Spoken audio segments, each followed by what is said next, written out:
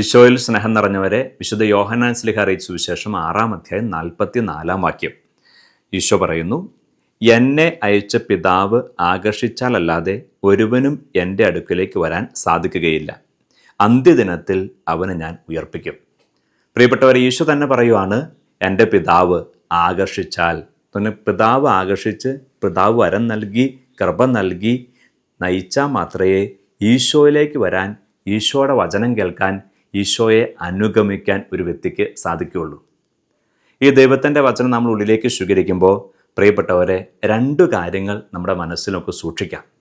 ഒന്നാമത്തത്, ഇന്ന് നമ്മൾ ഈശോയോട് ചേർന്ന് നിൽക്കുന്നുണ്ടെങ്കിൽ, വചനത്തോട് ചേർന്ന് നിൽക്കുന്നുണ്ടെങ്കിൽ, നമ്മൾ ഒരിക്കലും നമ്മിൽ തന്നെ അഹങ്കരിക്കേണ്ടതില്ല.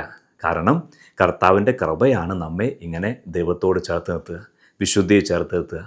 അല്പമെങ്കിലും നമുക്ക് വിശുദ്ധി വളരാൻ, വചനത്തെ വളരാൻ, ദൈവസ്നേഹത്തെ വളരാൻ സാധിക്കുന്നുണ്ടെങ്കിൽ അത് കർത്താവിൻ്റെ കൃപ ഒന്നുകൊണ്ട് മാത്രമാണ്.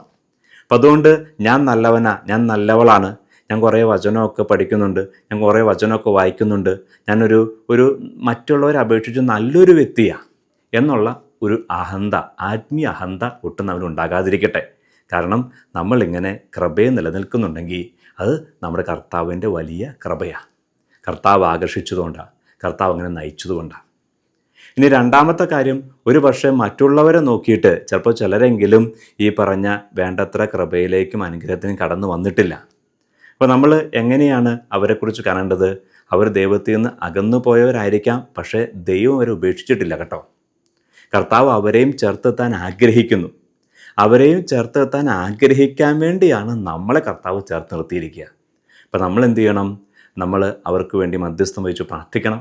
അങ്ങനെ പ്രാർത്ഥിച്ച് ഈ ദൈവത്തിൻ്റെ ആകർഷണം അനുഭവിക്കാൻ തക്കവണ്ണം അവരെ ഒരുക്കാനായിട്ട് പ്രിയപ്പെട്ടവരെ നമുക്ക് കടമയുണ്ട്.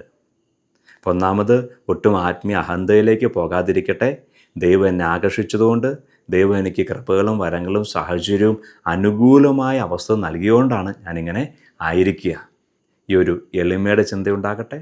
ഒപ്പം തന്നെ ഈ ദൈവകൃപയിലേക്ക് മറ്റുള്ളവരെയും ആകർഷിക്കാനായിട്ട്, കൊണ്ടുവരാൻ വേണ്ടി, അല്ലെങ്കിൽ ഒരുക്കാൻ വേണ്ടി നമുക്ക് മധ്യസ്ഥം വെച്ച് പ്രാർത്ഥിക്കാം. ഒപ്പം തന്നെ അവർക്ക് വചനം കൊടുക്കാം, അവർക്ക് പ്രാർത്ഥന കൊടുക്കാം. നമ്മുടെ ത്യാഗങ്ങളൊക്കെ അവരുടെ വിശുദ്ധീകരണത്തിൻ്റെ കാഴ്ചവെച്ച് പ്രാർത്ഥിക്കുകയും ചെയ്യാം. ഈശോ നമ്മെ അനുഗ്രഹിക്കട്ടെ. ഈ ദൈവത്തിൻ്റെ വചനം കാണാപ്പാഠം പഠിക്കാം.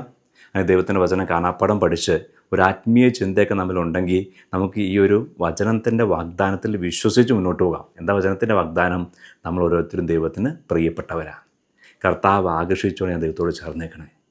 കർത്താവ് എന്നെ ആകർഷിച്ചു, എന്നെ ഇഷ്ടപ്പെട്ടു, എന്നെ സ്വന്തമാക്കി. ഈ ഒരു ദൈവസ്നേഹ അനുഭവത്തിൽ മുന്നോട്ട് പോകാൻ നമുക്ക് പരിശ്രമിക്കാം. ഈശോ നമ്മെ അനുഗ്രഹിക്കട്ടെ. പിതാവിൻ്റെയും പുത്രൻ്റെയും പരിശുദ്ധാത്മാവിൻ്റെ നാമത്തിൽ ഇന്നിൻ്റെ എല്ലാ വ്യാപാരങ്ങളും അനുഗ്രഹിക്കപ്പെട്ടെ.